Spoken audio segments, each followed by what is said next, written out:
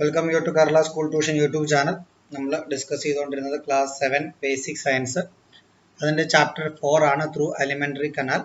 So ഈ portion വരെ നമ്മൾ ഡിസ്കസ് ചെയ്ത് വെച്ചു. ഇനി അതിൻ്റെ ബാക്കിയാണ് നോക്കുന്നത്. Okay, shall we start? Inside and outside. So ഇവിടെ നമ്മൾ പ്ലാന്റ്സ് എങ്ങനെ പാരസൈറ്റ്സ് ആയിട്ട്, അത് ടോട്ടൽ പാരസൈറ്റ് ആയിട്ട്, പാർഷ്യൽ പാരസൈറ്റ് ആയിട്ട് ഇവരെങ്ങനെ ആക്ട് ചെയ്യുന്നു എന്ന് നമ്മൾ കണ്ടെത്തി. ഇത് എവിടെ നിന്നാണ് വന്നത്? ഇത് ഹെറ്ററോട്രോപ്സിൽ നിന്നും ഓട്ടോട്രോപ്സിൽ നിന്നാണ് വന്നത്.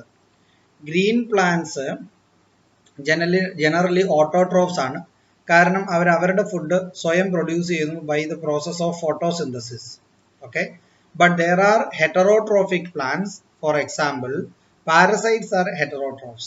So the partial parasite like the sandalwood, okay, the loranthus, those are partial parasites. Total parasites like cuscuta, that is also heterotroph. ഇതെല്ലാം heterotroph ആണ്. സാപ്രോട്രോഫും ഒരു ടൈപ്പ് heterotroph ആണ്. കാരണം സാപ്രോട്രോഫ് അവരുടെ ഫുഡ് എടുക്കുന്നത് ഡെഡ് ആൻഡ് ഡീക്കെയ്ഡ് മാറ്റേഴ്സിൽ നിന്നാണ്. സാപ്രോട്രോഫ് അവരുടെ ആവശ്യമായ എലമെന്റ്സ് കണ്ടെത്തുന്നു. സോ ഇതെല്ലാം ഹെറ്ററോട്രോപ്സ് ആണ്. ഇനി നമ്മൾ പോകാൻ പോകുന്നത് ഇതേ പാരസൈറ്റ്സ്. സോ ഈ പ്ലാന്റ്സ് പാരസൈറ്റാർട്സ് കണ്ടു. അനിമൽസിലും പാരസൈറ്റ്സ് ഉണ്ട്. ഫോർ എക്സാമ്പിൾ, നമ്മളെ മൊസ്കിറ്റോ കടിക്കുന്ന എന്തിനാ? നമ്മുടെ ബ്ലഡ് സക്ക് ചെയ്യാൻ വേണ്ടി. കാര്യം എന്താ? അതിനാവശ്യമായ ചില എലമെന്റ്സ് നമ്മുടെ ബ്ലഡിൽ നിന്ന് കിട്ടും. So mosquito is A parasite. നമ്മളുടെ തലയിലെല്ലാം പെയിൻ ഇല്ലേ, ലൈസ്. സോ പെയിൻ എന്ന് പറയുന്നത് ഒരു പാരസൈറ്റ് ആണ്.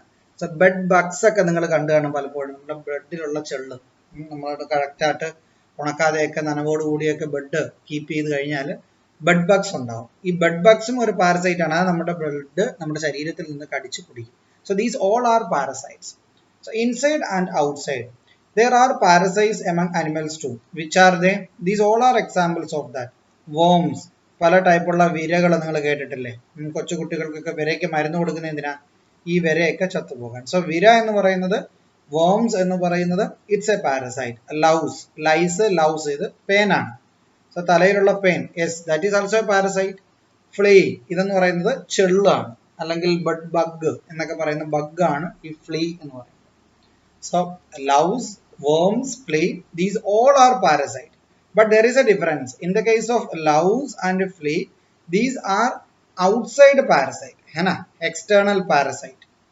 കാര്യം ഇത് ബോഡിയുടെ പുറത്താണ് കാണപ്പെടുന്നത്. പേരെന്ന് പറയുന്നത് നമ്മുടെ തലയ്ക്ക് അകത്തോട്ട് ഒരിക്കലും ചുഴിഞ്ഞു കയറി പോകത്തില്ല ലൗസ്. സോ ഫ്ലീ എന്ന് പറയുന്നത് ബെഡ് ബഗ്, അത് നമ്മൾ പുറത്തു നിന്ന് കടിക്കത്തേ ഉള്ളൂ. മൊസ്കിറ്റോയോ പുറത്തു നിന്ന് കടിക്കത്തേ ഉള്ളൂ നമ്മൾ. പക്ഷെ വേംസ് അങ്ങനെയാണോ? വിര നമ്മളുടെ ശരീരത്തിനകത്ത് സ്റ്റൊമക്കില് കുടലിലൊക്കെ കാണപ്പെടുന്നതാണ് ഈ വേംസ് എന്ന് പറയുന്നത്. Louse and flea are external parasite, but worm is internal parasite. Yes, it is true. So remember it. The example of external parasite in animals are louse, flea, internal parasite, worms. Do parasite harm the health of the organism in which they live? Yes, they do harm adversely. They harm the health of organisms in which they live. Okay, അവരുടെ ഹെൽത്തിനെ അവർ adverse ആയിട്ട് effect ചെയ്യും. Okay, predators of the plant world. ഇനി plant വേൾഡിലുള്ള പ്രിഡേറ്റേഴ്സിനെ കുറിച്ചാണ് പഠിക്കുന്നത്. നമ്മൾ ഈ ചാപ്റ്ററിന്റെ തുടക്കത്തിൽ വേറൊരു ടൈപ്പ് പ്രിഡേറ്ററിനെ കണ്ടായിരുന്നു. അതായത് കണ്ടോ, ലയൺ, ഒരു ബഫലോയെ കൊന്നു തിന്നുന്ന ലയൺ, ഇതൊരു പ്രിഡേറ്റർ ആണ്. അതുപോലെ പ്ലാന്റ് വേൾഡിലും ഉണ്ട് പ്രിഡേറ്റർ, അതായത് ആക്രമിച്ച്, അതായത് ക്യാച്ച് ചെയ്ത്, ട്രാപ്പ് ചെയ്ത് പിടിച്ച് അവര് ഇൻജസ്റ്റ് ചെയ്യുന്ന ടൈപ്പാണ് ഈ പ്രിഡേറ്റർ എന്ന് പറയുന്നത്. Plant വേൾഡിലുമുണ്ട് predators. For example, Venus fly trap, sundew plant, pitcher plant. So ഇതെല്ലാം ഒരു തരത്തിലുള്ള പ്രിഡേറ്റർ ആണ്. Don't you know the factors on which plants depend for the synthesis of their own food? Okay, don't you know the factors on which plants depend for the synthesis of their food? Yes, we know the factors. Look at these plants. They are known as insectivorous plants. So generally നമ്മൾ കാണുന്ന plants എന്ന് പറയുന്നത് ഒന്നുകിൽ autotroph ആയിരിക്കും. അവര് വാട്ടറും മിനറൽസും എല്ലാം സോയിലിൽ നിന്ന് അബ്സോർബ് ചെയ്ത് പിന്നെ കാർബൺ ഡൈ ഓക്സൈഡ് അറ്റ്മോസ്ഫിയറിൽ നിന്ന് ചെയ്ത് ഫോട്ടോസിന്തസിസ് പെർഫോം ചെയ്ത് അവർക്ക് ആവശ്യമായ ഫുഡ് ഉണ്ടാക്കും. They will manage it, no problem. So സോയിലിൽ നിന്ന് ഇവർ മിനറൽസ് എടുക്കുമ്പോൾ അതിനകത്ത് ഫോസ്ഫേറ്റ് കാണും, അതിനകത്ത് കാൽസ്യം കാണും, അതിനകത്ത് പൊട്ടാസ്യം കാണും, അതിനകത്ത് നൈട്രേറ്റ് കാണും. സോ ഒരു ഒരു ഒരു പ്ലാന്റിന് ആവശ്യമായിട്ടുള്ള എല്ലാ എലമെന്റ്സും അവർക്ക് സോയിലിൽ നിന്ന് കിട്ടും. പക്ഷെ ഇത് എപ്പോഴും നടക്കണം എന്നില്ല. ഫോർ എക്സാമ്പിൾ, ഈ പ്ലാന്റ്സിന്റെ കൂട്ടത്തിൽ തന്നെ ചില പ്ലാന്റ്സ് ഉണ്ട് ഇൻസെക്ടിവോറസ് പ്ലാന്റ്സ്. ഇതിന്റെ പ്രത്യേകത എന്താണെന്ന് പറയുന്നത് ഞാൻ നേരത്തെ നിങ്ങളോട് പറഞ്ഞായിരുന്നു ഈ സ്റ്റാർട്ടിങ് ഓഫ് ദ ക്ലാസ്സിൽ. ഹെർബിവോറസ് എന്ന് വെച്ചാൽ എന്താ? ഹെർബിനെ തിന്നുന്നതാണ് ഹെർബിവോറസ്. അതായത് ഇലവർഗ്ഗങ്ങൾ തിന്നുന്നത്, നമ്മളുടെ പുല്ലും ഒക്കെ തിന്നുന്ന, പുല്ലും മറ്റുള്ള ഇലകളും ഒക്കെ തിന്നുന്ന നമ്മളുടെ പശു, ആട് എല്ലാം ഹെർബിവോറസ് ആണ്. പിന്നെ ഞാൻ നിങ്ങളോട് പറഞ്ഞു കാർണിവോറസ്. സോ വോറസ് എന്ന് പറയുന്നത് ഈറ്റിംഗ് ആണ്. Carnivorous eating means fleshy eating ആണ്. ഒമിനിവോറസ് VOROUS ഒംനിവോറസ്. വോറസ് എന്ന് പറഞ്ഞാൽ ഈറ്റിംഗ് ആണ്. ഒമിനി എന്ന് വെച്ചാൽ രണ്ടും, അതായത് ഹെർബും കാർണും തിന്നും, അതായത് veg and non veg. Similarly ഇവിടെ നിങ്ങൾ ഇൻസെക്ടിവോറസ് നോക്കിയാൽ വോറസ് എന്ന് പറഞ്ഞാൽ ഈറ്റിംഗ്, എന്തിനെ തിന്നുന്നതാണ്? ഇൻസെക്റ്റിനെ തിന്നുന്നതാണ്. That means these are some kinds of plants, they do eat insect. So insectനെ eat ചെയ്യുന്ന plants. Okay, അങ്ങനെയും ഉണ്ടോ plants? Yes, there are some plants. For example, sundew plant, pitcher plant, Venus flytrap. These all are examples of insectivores. Okay, so insectivores are some plants, they do ingest insect. So they are given their this name because they catch insects. Photosynthesis took place in these plants too. Then why do they catch insects? പിന്നെ എന്തുകൊണ്ട് അവർ ഇൻസെക്റ്റിനെ പിടിക്കുന്നു? ഞാൻ ഇവിടെ പറഞ്ഞു photosynthesis perform ചെയ്യുമ്പോൾ സോയിലിൽ നിന്നും അതിനാവശ്യമായ minerals usually plants absorb ചെയ്യും. പക്ഷേ എല്ലാ സോയിലിനും എല്ലാത്തിനും ആവശ്യമായ മിനറൽസ് ഒന്നും കാണില്ല. അതുകൊണ്ടാണ് നമ്മൾ ഫെർട്ടിലൈസേഴ്സ് യൂസ് ചെയ്യുന്നത്. കെമിക്കൽ ആയാലും ബയോ ഫെർട്ടിലൈസേഴ്സ് ആയാലും നമ്മൾ യൂസ് ചെയ്യും പ്ലാന്റ്സിന്റെ ആവശ്യമായ എലമെന്റ്സിനെ നമുക്ക് പ്രൊവൈഡ് ചെയ്യാൻ വേണ്ടി. ഓക്കെ, പക്ഷെ ഈ ടൈപ്പ് പ്ലാന്റ്സിൽ, അതായത് ഇൻസെക്ടിവോറസ് പ്ലാന്റ്സ്, അവർ ജീവിക്കുന്നത് ഒരു അസിഡിക് കണ്ടീഷനിലാണ്. അപ്പൊ അവരുടെ സോയില് അത്രയും ന്യൂട്രിയൻസ് ഒന്നും കാണത്തില്ല. അതുകൊണ്ട് അവരുടെ നൈട്രജൻ എലമെന്റ്സിന്റെ, അതായത് ഈ നൈട്രജന്റെ റിക്വയർമെന്റിന് വേണ്ടി അവർ കണ്ടുപിടിച്ച ഒരു വേ ആണ് ഇൻസെക്ട്സിനെ ട്രാപ്പ് ചെയ്യുക എന്നുള്ളത്. സോ ഇതെല്ലാം ഒരുതരം ട്രാപ്പാണ്. ഇതിനകത്ത് ഇൻസെക്ട് വന്നിരിക്കും, ഇതങ്ങ് അടയും, തീർന്നു. ഇൻസെക്റ്റിനെ പിന്നെ അവരുടെ എൻസൈം ഉപയോഗിച്ച് ഡൈജസ്റ്റ് ചെയ്തെടുക്കും. പിക്ചർ പ്ലാന്റിന്റെ ഈ കുട പോലെ ഇരിക്കുന്ന ഇതിനകത്തോടെ ഇൻസെക്ട് കയറിപ്പോയാൽ അവൻ ട്രാപ്പായി, അവന് പുറത്ത് വരാൻ പറ്റില്ല. ഇത് കണ്ടോ, ഇതിനകത്ത് വന്നിരുന്നു കഴിഞ്ഞാൽ അവൻ ട്രാപ്പായി. ഓക്കെ, സോ എന്തുകൊണ്ടാണ്, why do they catch the insect, or what is the reason for the formation of insectivorous plants, or what is the reason for the evolution? ഇങ്ങനെ ഒരു പുതിയ ട്രെൻഡ് ഒക്കെ വരുന്നതിന് എവല്യൂഷൻ എന്ന് പറയുന്നത്. So what is the reason for the evolution of insectivorous plant? That is given in this box. So ഈ box വായിച്ചാൽ നിങ്ങൾക്ക് കിട്ടും. Elements like carbon, hydrogen, phosphorus, nitrogen, sulfur, calcium, ions are required for plants in large quantities. Once more, elements like carbon, hydrogen, phosphorus, nitrogen, sulfur, calcium and iron are required for plants in large quantities. You know that certain, so you know നിങ്ങൾക്ക് വിടാം, certain bacteria present in the soil like acetobacter, nitrobacter, അതുപോലെ തന്നെ നമ്മളുടെ rhizobium പ്ലാന്റ്സിന്റെ leguminous പ്ലാന്റ്സിന്റെ റൂട്ടിൽ ജീവിക്കുന്ന rhizobium എന്ന് പറയുന്ന bacteria. Okay, ഇത് സോയിലിൽ ഫ്രീ ആയി കാണപ്പെടുന്ന ബാക്ടീരിയ ആണ് acetobacter, Nitrobacter plus rhizobium bacteria in the nodules of leguminous plants. They convert atmospheric nitrogen into nitrate. So atmospheric nitrogen nitrates ആക്കി കൺവേർട്ട് ചെയ്യുന്നു. ഫ്രീ ലിവിംഗ് ബാക്ടീരിയ ആയ അസറ്റോബാക്ടറും നൈട്രോബാക്ടറും ലെഗുമിനസ് പ്ലാന്റിന്റെ റൂട്ടിന്റെ നൊഡ്യൂളിൽ കാണപ്പെടുന്ന റൈസോബിയം. സോ നൈട്രജനെ നൈട്രേറ്റ് ആയി convert ചെയ്യുന്നു. So these bacteria may not be present in soil with high acidity.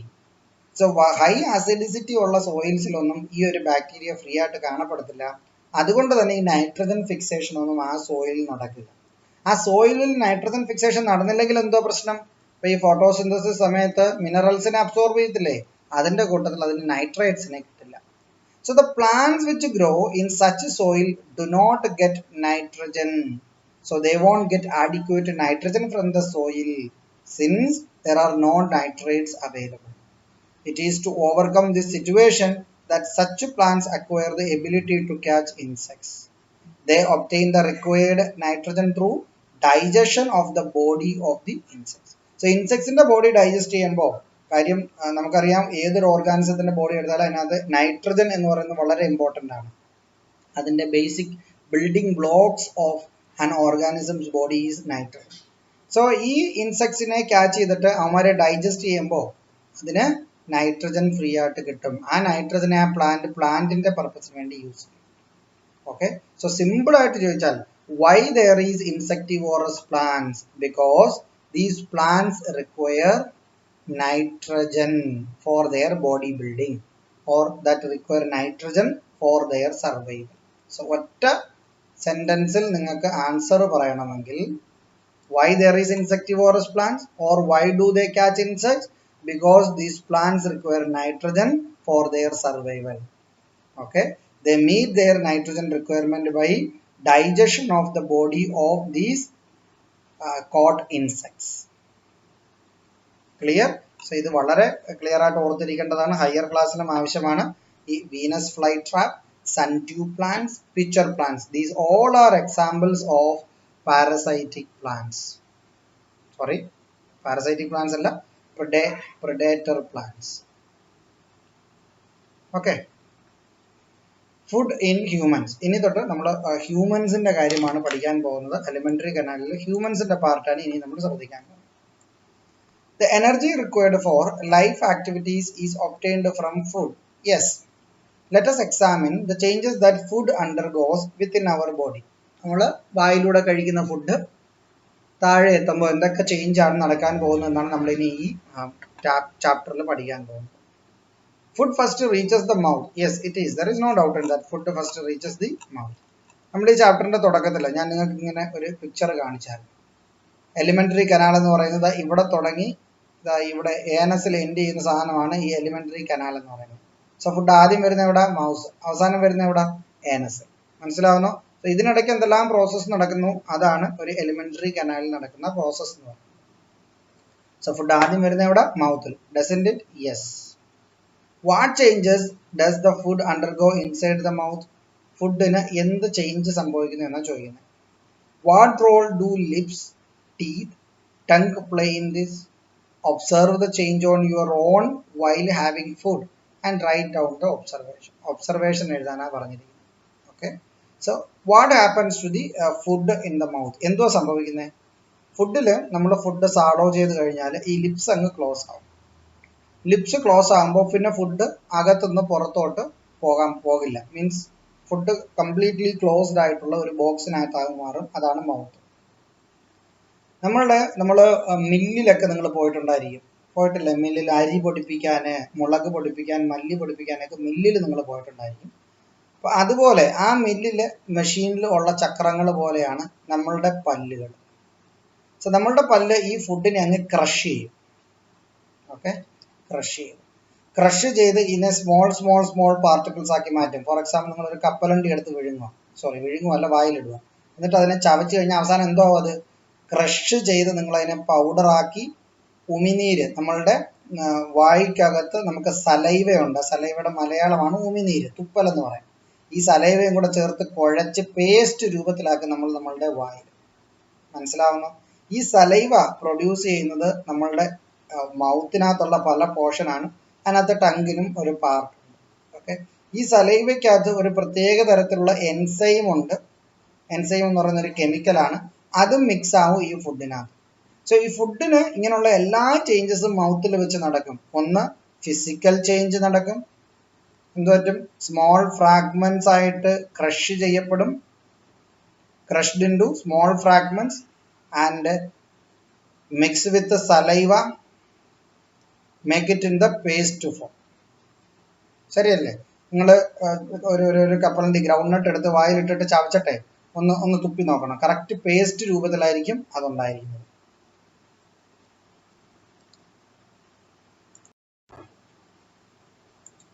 ഒരു paste രൂപത്തിലായിരിക്കും അതുണ്ടായിരിക്കുന്നത്. Okay, so observe the changes that happens in your mouth. ഞാൻ ഈ പറഞ്ഞ കാര്യങ്ങളെല്ലാം ഈ ചാപ്റ്ററിൽ തന്നെ നമുക്ക് കാണാം. Digestion of food starts from the mouth. ഒരിക്കലും വിചാരിക്കരുത് ഡൈജഷൻ സ്റ്റൊമക്കിലാണ് സ്റ്റാർട്ട് ചെയ്യുന്നത്. No no no, digestion of food start from the mouth. Digestive enzymes in the saliva enable this process. സലൈവയ്ക്കകത്തുള്ള ഡൈജസ്റ്റീവ് എൻസൈം എന്ന് പറയുന്നത് സലൈവറി അമിലേസ് ആണ്. Okay, so digestive enzyme in saliva enable this process. Next, tooth, അതായത് പല്ല്. Tooth is the hardest part of the human body. If someone ask you which is the hardest part of your human body, ഒരിക്കലും നിങ്ങളുടെ മസിലോ നിങ്ങളുടെ എല്ലോ അല്ല, tooth ആണ്. Nevertheless it is easily prone to damage if not given proper care. നിങ്ങൾ proper care കൊടുത്തില്ലെങ്കിൽ എത്ര ഹാർഡ് ആയിട്ടുള്ള ഐറ്റം ആണെന്ന് പറഞ്ഞാലും അത് നശിച്ചു പോകും എന്നാണ് പറഞ്ഞിരിക്കുന്നത്. Why does the tooth which does not decay even when buried for long in earth decay easily inside the mouth? നിങ്ങൾ പല അസ്ഥികൂടമൊക്കെ കുഴിച്ചെടുക്കുമ്പോൾ ശ്രദ്ധിച്ച് കാണും, ആ അസ്ഥികൂടത്തിന് തലയോട്ടിയുടെ കൂടെ പല്ലും ഇൻടാക്റ്റ് ആയിട്ട് അവിടെ കാണും. അവൻ്റെ 32 പല്ലുണ്ടെങ്കിൽ 32, അവന് 20 പല്ല ഉള്ളെങ്കിൽ 20 പല്ല്, അത് കറക്റ്റായിട്ട് അവിടെ കാണും. ഇത് ഇത്രയും നാൾ മണ്ണിനടിയിൽ കിടന്നിട്ട് പോലും ഇത് ഡീക്കേ ആവുന്നില്ല. പക്ഷെ അതേ സമയത്ത് നമ്മളുടെ വായിൽ നമ്മൾ 10 ദിവസം പല്ല് തേക്കുന്നില്ല എങ്കിൽ നമ്മളുടെ പല്ലിൻ്റെ കളറെല്ലാം മാറിയാണ്ട് ഇതേപോലെ ആക്രി പല്ലായിട്ട് മാറും. ഇതെങ്ങനെയാണ് നമുക്കിങ്ങനെ പുഴുപ്പല്ല്, ആക്രി പല്ല്, കറുത്ത പല്ല്, ദ്രവിച്ച പല്ലൊക്കെ ആയി മാറുന്നത്? നേരെ തിരിച്ച് അത് മണ്ണിനകത്ത് കുഴിച്ചിടുമ്പോഴല്ലേ എളുപ്പം പല്ല് ഡീക്കേ ആവണ്ടേ. അതിന് പകരം അത് മൗത്തിലിരിക്കുമ്പോൾ, ജീവനോടിരിക്കുമ്പോൾ തന്നെ ഡീക്കേ ആവുന്നത്. അതിന് കാരണം എന്താണെന്ന് അറിയാമോ? നമ്മൾ ജീവനോടിരിക്കുമ്പോൾ ഒരുപാട് ഫുഡ് അടിക്കും. ഫോർ എക്സാമ്പിൾ ലഡു, ജിലേബി, ഇതെല്ലാം അടിക്കും. ഇതെല്ലാം മധുരമാണ്. ഇതെല്ലാം നമ്മുടെ പല്ലിൻ്റെ പല പാർട്ടിൽ കയറിയിരിക്കും. ഇത് നമ്മുടെ മൈക്രോ ഓർഗാനിസം, ബാക്ടീരിയ ഒക്കെ കയറി അതിനകത്ത് ആക്ട് ചെയ്തിട്ട് ഇതിൽ നിന്നൊരു ആസിഡ് പ്രൊഡ്യൂസ് ആകും. സോ ഈ ആസിഡ് ആണ് ആക്ച്വലി നമ്മളുടെ പല്ലിനെ മെൽറ്റ് ചെയ്യുന്നത്, അതിൻ്റെ ഇനാമലിനെ കളഞ്ഞ് അതിനെ പുഴുപ്പല്ലൊക്കെ ആക്കി മാറ്റുന്നത്. പലപ്പോഴും നിങ്ങൾ ശ്രദ്ധിച്ച് കാണും, കൊച്ചു കുട്ടികളോടൊക്കെ മുതിർന്നവർ പറയും ചിലപ്പോൾ, ഇങ്ങനെ ചോക്ലേറ്റ് കഴിക്കരുതേ, ഇങ്ങനെ മിഠായി കഴിക്കരുതേ, കാര്യം എന്താ, അതിൻ്റെ പല്ല് പുഴുപ്പല്ലായി പോകുമെന്ന് പറയും. കാരണം എന്താ, മധുരം കഴിക്കുമ്പോൾ അതാണ് മെയിനായിട്ട് നമ്മളുടെ വായ്ക്കകത്ത് അസിഡിസിറ്റി ക്രിയേറ്റ് ചെയ്യാനും പല്ല് നശിക്കാനും ഒക്കെ കാരണമായി മാറുന്നത്. Okay, so as you know. Okay, അപ്പോൾ ഇതിന് ആൻസർ നിങ്ങൾക്ക് മനസ്സിലായോ? എന്തുകൊണ്ടാണ് ഇത് ഡീക്കേ ആവുന്നത്? അത് നമ്മളുടെ ഫുഡ് ഇൻടേക്ക് കാരണവും മൗത്ത് പ്രോപ്പറായിട്ട് ക്ലീൻ ചെയ്യാത്തത് കാരണവും ആസിഡിക് pH ഡെവലപ്പ് ആവും നമ്മളുടെ വായിൽ, അത് കാരണമായിട്ട് അത് സംഭവിക്കും. ക്ലിയർ? ഒരു എക്സ്പെരിമെൻ്റ് ആണ് ഇവിടെ കൊടുത്തിട്ടുണ്ട്. മാർബിൾ ഹാർഡ് മെറ്റീരിയൽ ആണ്. Put a small piece of marble in dilute hydrochloric acid. Hydrochloric ആസിഡിനകത്ത് മാർബിൾ ഇട്ട് കഴിഞ്ഞാൽ എന്ത് സംഭവിക്കും? കുറച്ച് കഴിയുമ്പോൾ മാർബിൾ റിയാക്ട് ആയി മാർബിൾ കുറേശ്ശെ അരിഞ്ഞു പോകും. കാരണം എന്താ? മാർബിൾ എന്ന് പറയുന്നത് കാൽസ്യം കാർബണേറ്റ് ആണ്. ആസിഡ് മീഡിയത്തിൽ കാർബൺ ഡൈ ഓക്സൈഡ് റിലീസായി അതിൽ നിന്നും ഡെപ്പോസിഷൻ ഉണ്ടാവും. Clear? Tooth decay. Enamel is the outermost layer of the teeth. ടീത്തിൻ്റെ പുറത്ത് കാണുന്ന ഈ വെള്ള കളർ കാണുന്ന സാധനത്തിന് നമ്മൾ പറയുന്നതാണ് enamel. It is the hardest material in the human body. Human ബോഡിയിൽ ഒരു ഹാർഡസ്റ്റ് മെറ്റീരിയൽ നിങ്ങൾ നോക്കണമെങ്കിൽ that is the enamel. It is not easy to destroy enamel. The enamel, which is a calcium compound, react with acids and get destroyed in the same way a marble react with hydrochloric acid. So hydrochloric acid marble ആയിട്ടുള്ള പ്രോസസ്സിൽ നമ്മൾ കണ്ടു, acid നേച്ചറിൽ or acid എൻവയോൺമെന്റിൽ marble dissolve ആവും. Similar കാര്യമാണ് calcium content ഉള്ള നമ്മളെ ഇനാമലിൽ നടക്കുന്നത്. ഒരു അസിഡിക് ഒരു pH ഡെവലപ്പ് ആയാൽ അവിടെ നമ്മളുടെ ഇനാമലും ഈസി ആയിട്ട് ഡിസോൾവ് ആയി പോകാം. Okay, how does acid come into contact with the teeth? ഒരു കാര്യം നമുക്ക് മനസ്സിലായി ഇവിടെ, യെസ്, ഏതോ ആസിഡും ഇനാമലുമായിട്ട് കോണ്ടാക്ട് വരുന്നത് കൊണ്ടാണ് നമ്മളുടെ പല്ല് ഇങ്ങനെ ഡിസ്ട്രോയ് ആയി പോകുന്നത്. So how does the acid come in contact with the teeth? വായിക്കാത്ത എവിടുന്ന ആസിഡ് വന്നത്? So when food remains stuck to the teeth, bacteria feed on them. വായിക്കാത്ത ഫുഡൊക്കെ ഇരിപ്പുണ്ടെങ്കിൽ ബാക്ടീരിയ, മൈക്രോ ഓർഗാനിസം അതിനെ വന്ന് അറ്റാക്ക് ചെയ്യും. As A result lactic acid is produced. So which acid causes the melting of the or the dissolution of the enamel? It is the lactic acid produced in the mouth. So as a result, lactic acid is produced, which causes the destruction of the enamel. Sweet foodstuff accelerates this bacterial activity. Sweet foodstuff accelerate this bacterial activity. So we should clean our mouth after the food, shouldn't we? Yes. In order to protect the mouth or in order to protect the teeth from decay, we should clean our mouth after food. Do you now realize the importance of cleaning your teeth after food? ശരിയല്ലേ? Food കഴിച്ചതിന് ശേഷം must ആയിട്ട് night നിങ്ങൾ mouth clean ചെയ്തിരിക്കണം. Listen to what Hima and Suresh say. Hima എന്തോ പറയുന്നു, സുരേഷ് എന്തോ പറയുന്നു. ഹിമ പറയുവാണ്, I clean my teeth very carefully at night and remove all food remains from my teeth. So I don't care much about it in the morning.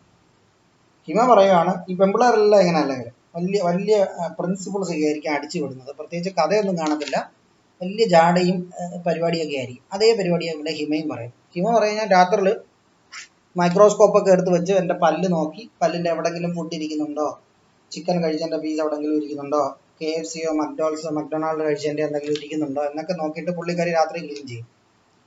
അതുകൊണ്ട് എനിക്ക് രാവിലെ എണീക്കുമ്പോൾ clean ചെയ്യേണ്ട കാര്യമില്ല, ഞാൻ നേരെ പോയി ബ്രേക്ക്ഫാസ്റ്റ് എടുത്ത് അങ്ങ് തിന്നാൽ മതി എന്നാണ് ഹിമ പറയുന്നത്.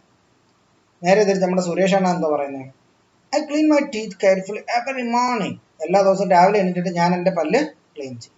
I don't care much about it night. രാത്രി എനിക്ക് വലിയ ശ്രദ്ധയുടെ കാര്യമൊന്നുമില്ല. കാര്യം ഞാൻ എപ്പോഴും ഫുഡ് കഴിച്ചു കഴിഞ്ഞാൽ വാ കഴുകും, വാ കുപ്പിളിച്ച് തുപ്പും. So I don't need to care anything about at night എന്നാണ് സുരേഷ് പറയുന്നത്. സോ ഹിമ പറയുന്നതും സുരേഷ് പറയുന്നതും രണ്ടും ഒരു തരത്തിൽ ഹാഫ് ട്രൂ, ഹാഫ് കറക്റ്റും ഹാഫ് പൊട്ടത്തരവുമാണ്. So which of these in your habit? Majority കേസിൽ സുരേഷിൻ്റെ ഹാബിറ്റാണ് എല്ലാവർക്കും ഉള്ളത്, എനിക്കും ഉള്ളത് സുരേഷിൻ്റെ ഹാബിറ്റ് തന്നെയാണ്. രാവിലെ പല്ല് കേൾക്കും, രാവിലെ പല്ല് കഴിച്ചില്ലെങ്കിൽ അമ്മ ഫുഡ് തരത്തില്ല, അതുകൊണ്ട് രാവിലെ പല്ല് കേൾക്കും. പക്ഷെ രാത്രിയിൽ പല്ല് കേൾക്കത്തൊന്നുമില്ല, പക്ഷെ വാ പ്രോപ്പറായിട്ട് കഴുകും. സോ സുരേഷിൻ്റെ ഹാബിറ്റാണ് എനിക്കുള്ളത്. നിങ്ങളുടെയൊക്കെ ഹാബിറ്റ് ആരുടെയാ? ഹിമയുടെ ആണോ സുരേഷിൻ്റെ ആണോ? So which habit should be practised for the health of teeth? Why? Which habit should be practiced for the health of the teeth? We should practice the habit of Hima and Suresh together. That means we should clean mouth morning and night. ശരിയല്ലേ? കാര്യം നൈറ്റിൽ clean ചെയ്ത് കഴിഞ്ഞാൽ ഇതുപോലെ ഈ acid ഒന്നും ഉണ്ടായി നമ്മളുടെ ഇനാമൽ അലിഞ്ഞു പോകത്തില്ല. നൈറ്റിൽ ക്ലീൻ ചെയ്ത് കഴിഞ്ഞാൽ. രാവിലെ ക്ലീൻ ചെയ്ത് കഴിഞ്ഞാൽ എന്തൊക്കെ പറഞ്ഞാലും നമ്മളുടെ മൗത്തിൽ ബാക്ടീരിയ ഒക്കെ കാണും. അതുകൊണ്ട് രാവിലെ എണീറ്റ് ഒന്ന് കോട്ടുവായിട്ട് നോക്കുക, അല്ലെങ്കിൽ രാവിലെ എണീറ്റ് ഒന്ന് മണപ്പിച്ച് നോക്കുക വായിലെ സ്മെല്ല്. നല്ല സ്മെല്ല് കാണില്ലേ? ഈ സ്മെല്ല് എങ്ങനെയാണ് ഉണ്ടാകുന്നത്? വായിക്കകത്ത് മൈക്രോ ഓർഗാനിസംസ് അവരുടെ ആക്ടിവിറ്റി ചെയ്താണ് ഈ സ്മെല്ല് ഉണ്ടാകുന്നത്. സോ ഇത് നമ്മളുടെ ശരീരത്തിനെ ബാധിക്കും. നമ്മുടെ ശരീരത്തിനെ ബാധിച്ചാൽ തീർച്ചയായിട്ടും നമ്മുടെ മൗത്തിനെയും ബാധിക്കും. നമ്മളിത് വൃത്തിയാക്കാതെ നേരെ പോയി തുപ്പി ക്ലീൻ ചെയ്ത് പല്ലൊക്കെ തേച്ച് കളയാതെ നേരെ പോയി ഫുഡ് അടിച്ചാൽ ഇത് നേരെ നമ്മളുടെ വയറ്റിനകത്താണ് പോകുന്നത്. So this will affect us adversely. മനസ്സിലായോ പിള്ളേരെ? നെക്സ്റ്റ് നമ്മൾ പഠിക്കാൻ പോകുന്നത് മിൽക്ക് ടീത്തിനെ കുറിച്ചാണ്. മിൽക്ക് ടീത്ത് പഠിച്ചു കഴിഞ്ഞാൽ നമ്മൾ നോർമൽ ടീത്തിന്റെ സ്ട്രക്ചർ പഠിക്കും. ഓക്കെ, സോ ടീത്ത് പഠിക്കാൻ വേണ്ടി നമുക്കൊരു ഷോർട്ട് ഫോം ഉണ്ട് ടീത്തിന്റെ സ്ട്രക്ചർ. മിൽക്ക് ടീത്ത് ആണെങ്കിൽ 2-1-2 ആണ് സ്ട്രക്ചർ. അതേ സമയത്ത് അഡൽട്ടിന്റെ ടീത്ത് ആണെങ്കിൽ 2-1-2-3 ആണ് സ്ട്രക്ചർ. ഓക്കെ, സോ ഇതിനെ 4 കൊണ്ട് ഗുണിച്ചാൽ നമുക്ക് ആക്ച്വൽ ടീത്തിന്റെ എണ്ണം കിട്ടും. ഇപ്പോൾ നമ്മളുടെ വീട്ടിൽ കൊച്ചു പിള്ളേരൊക്കെ ഇല്ലേ, എൻ്റെ ഒരു കൊച്ചല്ലേ, അവന് പല്ല് കിളിച്ച് വരുന്നതേ ഉള്ളൂ. സോ ഇവന്റെ പല്ലിനെ നമ്മൾ മിൽക്ക് ടീത്ത് എന്ന് പറയുന്നത്, പാൽപ്പല്ലെന്ന് പറയുന്നത്, ഏകദേശം 6 വയസ്സിന് താഴെയുള്ള 6 ഇയേഴ്സിന് താഴെയുള്ള പിള്ളേരുടെ പല്ലിനെയാണ് നമ്മൾ മിൽക്ക് ടീത്ത് എന്ന് പറയുന്നത്. സോ അവർക്ക് ഉണ്ടാകുന്ന പല്ലെന്ന് പറയുന്നത് 2-1-2, 2+2 4+5, 5×4, ടോട്ടലി 20 പല്ലുകൾ മാത്രമേ അവർക്ക് കാണൂ. പക്ഷെ ടീച്ചറിനെ പോലെയുള്ള ഒരു അഡൾട്ട് ആളുടെ പല്ലിന്റെ എണ്ണം എടുത്തു കഴിഞ്ഞാൽ 2+4+5+8, 8×4 ഈസ് 32. 32 പല്ല് കാണും ടീച്ചറിനൊക്കെ. ഓക്കെ, പക്ഷെ അതേ സമയത്ത് 6 വയസ്സിന് താഴെയുള്ള കുട്ടികൾക്ക് എടുത്ത് നോക്കിയാൽ 20 ടീത്തേ ഉള്ളൂ. സോ ഈ 20 ടീത്ത് ഉള്ള ഇവന്റെ ടീത്താണ് മിൽക്ക് ടീത്ത്, പാൽപ്പല്ല് എന്ന് പറയുന്നത്. ഈ 32 ടീത്ത് എന്ന് പറയുന്നതാണ് നമ്മുടെ അഡൾട്ടിന്റെ പല്ല്. ഓക്കെ, സോ ഈ 20 പല്ലിനകത്ത് ആരെങ്കിലും അടിച്ചു കൊഴിച്ചാലും കുഴപ്പമില്ല, പല്ല് വീണ്ടും കിളിച്ചു വരും. ഈ 32 പല്ല്, ഫോർ എക്സാമ്പിൾ സാറിന്റെ പല്ല്, സാർ എന്തെങ്കിലും പറയുമ്പോൾ ആരെങ്കിലും വന്ന് ചെവുക്കലൊക്കെ ഒരു അടി തരുക, 2 പല്ലങ്ങ് പോയി, 30ആയി. സോ ആ 2 പല്ല് പിന്നെ നീ കിളിച്ച് വരുമോ? ഇല്ല. സോ ഈ 32 പല്ല് നമ്മുടെ അഡൾട്ടിനകത്തുള്ളത് it's of permanent nature. There is no alternative, there is no replacement. ഇത് ടെമ്പററി ആണ്, അവൻ എപ്പോഴും റീപ്ലേസ്മെന്റ് ആണ്. അതുകൊണ്ട് കൊച്ചു കുട്ടികൾ തെള്ളി വീണും 10 പല്ല് പോയെന്ന് പറഞ്ഞ് കുഴപ്പമൊന്നുമില്ല, ആ പല്ലെല്ലാം ഇനി തിരിച്ച് കിളിച്ച് വരും. മനസ്സിലാവും? നിങ്ങൾ അഡൾട്ട് ആകുമ്പോഴേക്കും ആ പല്ലൊക്കെ തെളിച്ച് വരും. എപ്പോഴാണ് അഡൾട്ട് ആവുന്നത്?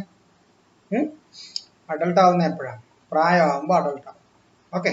സോ ഇതാണ് നമുക്ക് ഇനി പഠിക്കേണ്ടത്, മിൽക്ക് ടീത്ത്. ഈ ടീത്ത് ഏതൊക്കെ ടൈപ്പ് ടീത്താണ് നമുക്ക് ഉള്ളതെന്ന് നോക്കണം. പിന്നെ ജേർണി ഓഫ് ഫുഡ് നോക്കണം. സോ ഇതെല്ലാം നമുക്ക് നെക്സ്റ്റ് വീഡിയോയിൽ ചെയ്യാം. ക്ലാസ് ഇഷ്ടപ്പെട്ടെങ്കിൽ ലൈക്ക് ചെയ്യണം, ഷെയർ ചെയ്യണം, കമൻറ്റ് ചെയ്യണം.